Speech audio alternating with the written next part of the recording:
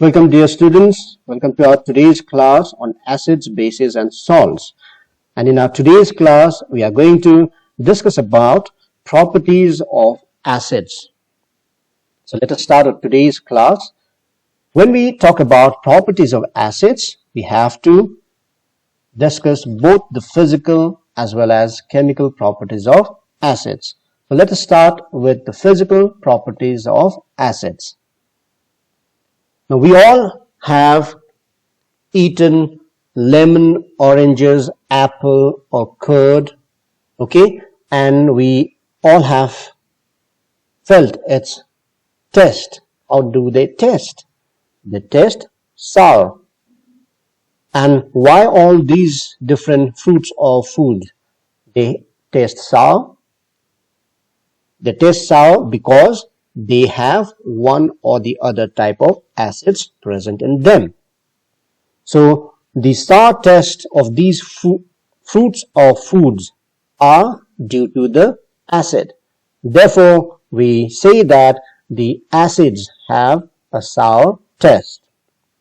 Okay, for example, the acetic acid, vinegar, which we use while cooking or eating noodles, they taste sour, and that is due to the acetic acid. The oranges and lemons, they taste sour because of the citric acid present in them. Okay, so in this way, like tomato is also sour in taste, and that is due to the presence of oxalic acid in it.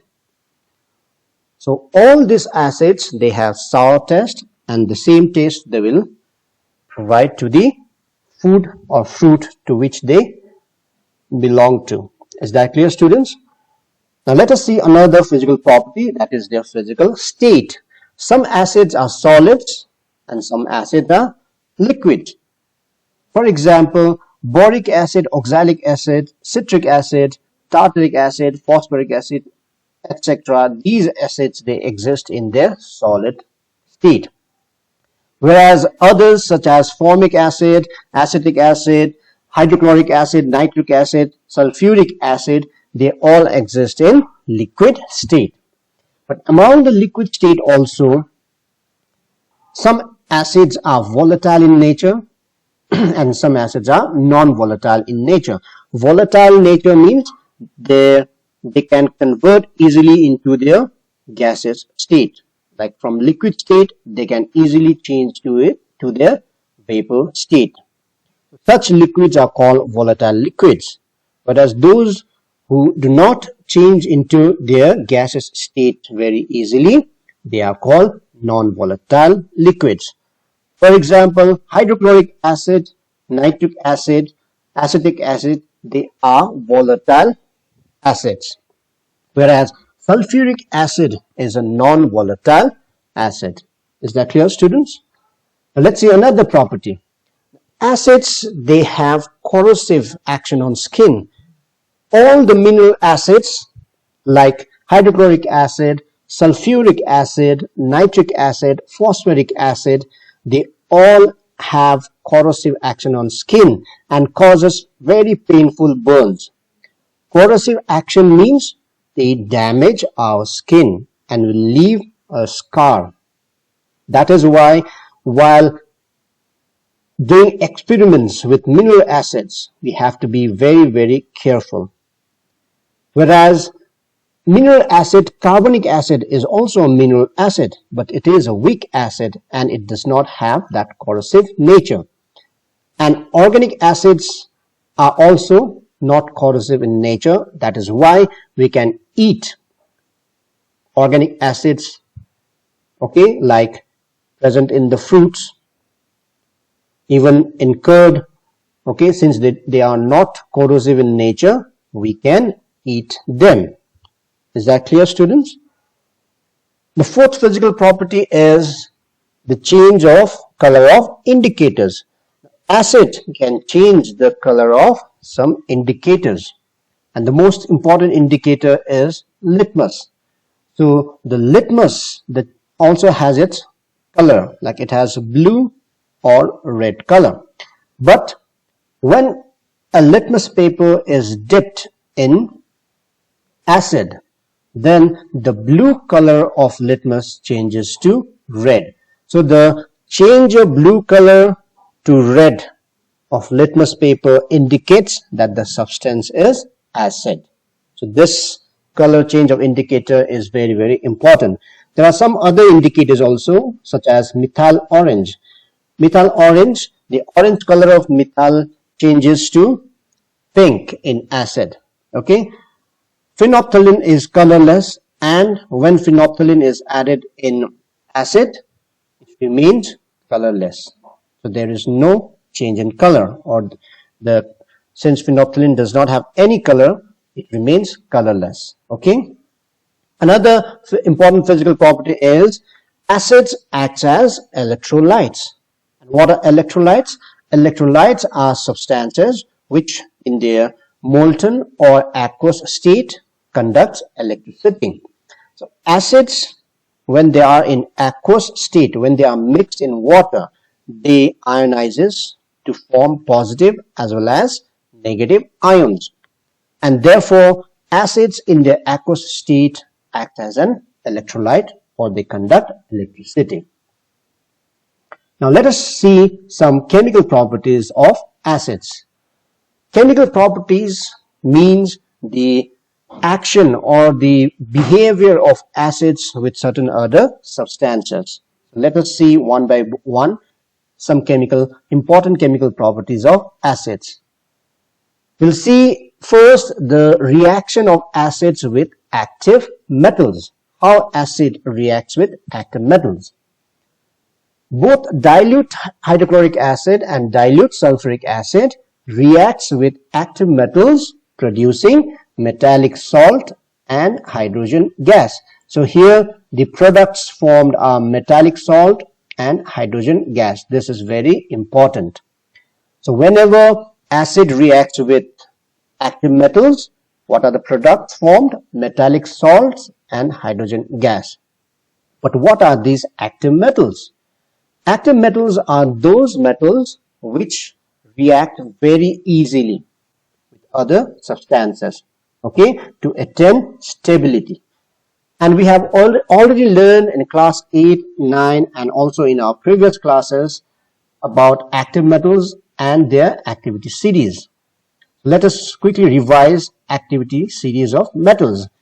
Activity series of metals is a series in which metals are arranged in such a way that the most reactive metals are placed at the top, whereas the least reactive metal is placed at the bottom. That means as we move down the activity series of metals, their reactivity keeps on decreasing. And what are the metals placed in activity series? Following are the metals are placed in the activity series. Potassium is the most reactive metal, whereas gold is the least reactive metal. Over here we can clearly see that this series contains metals only, except hydrogen, which is a non-metal.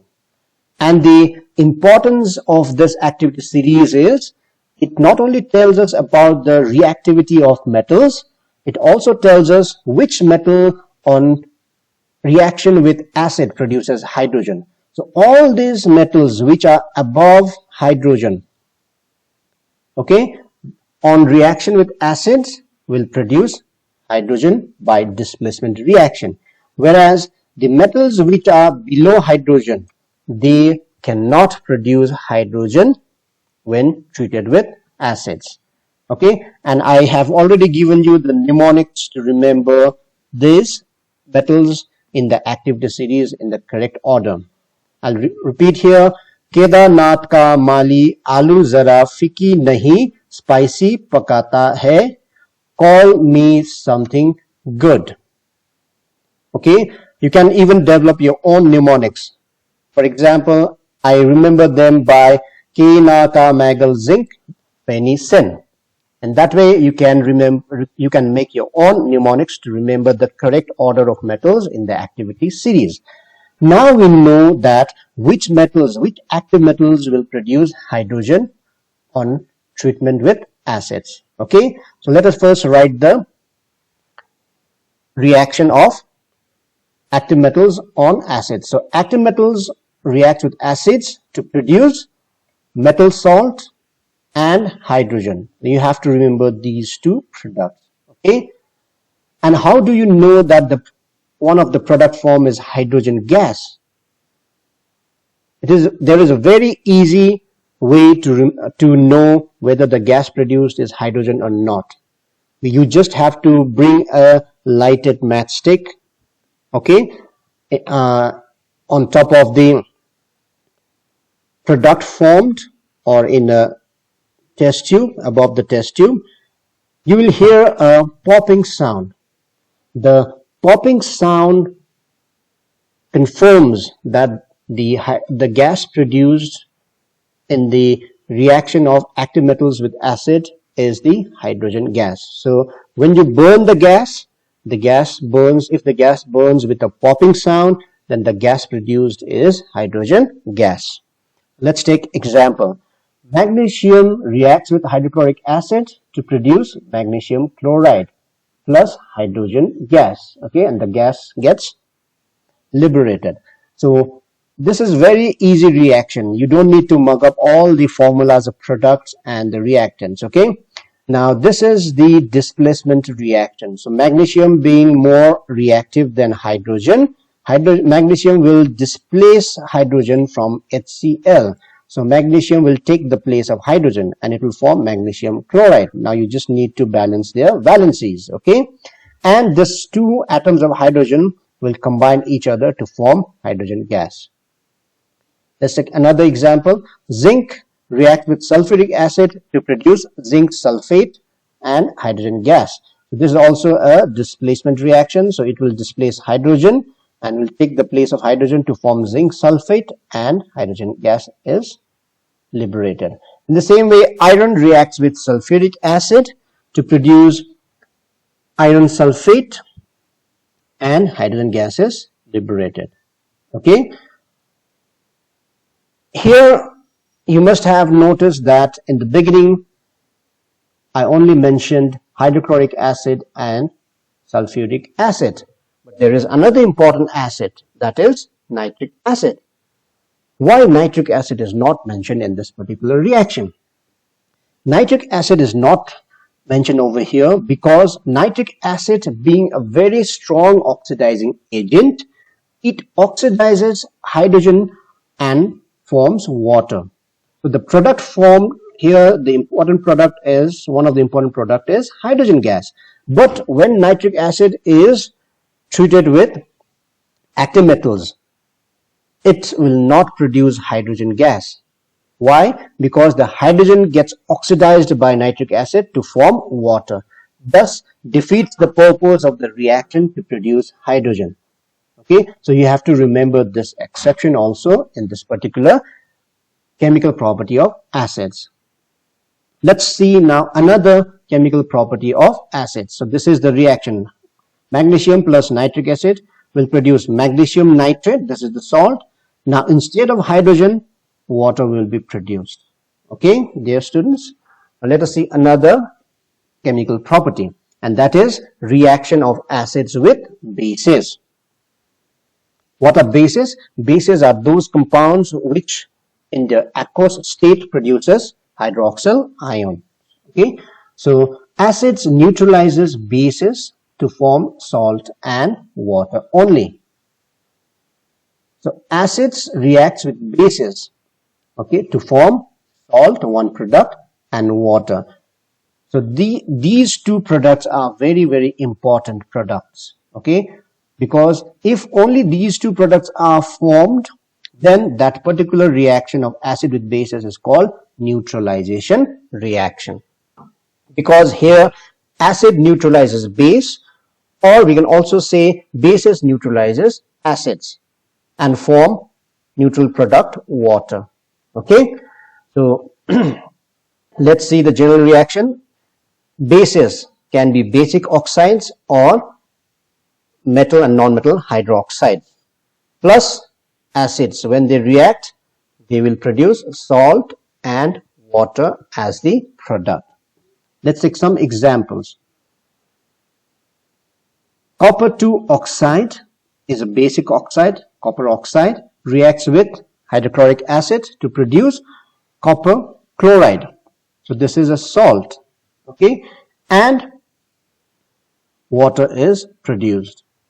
So this is a double displacement reaction. So copper displaces hydrogen from HCl to produce copper chloride, and this hydrogen will displace copper to form water.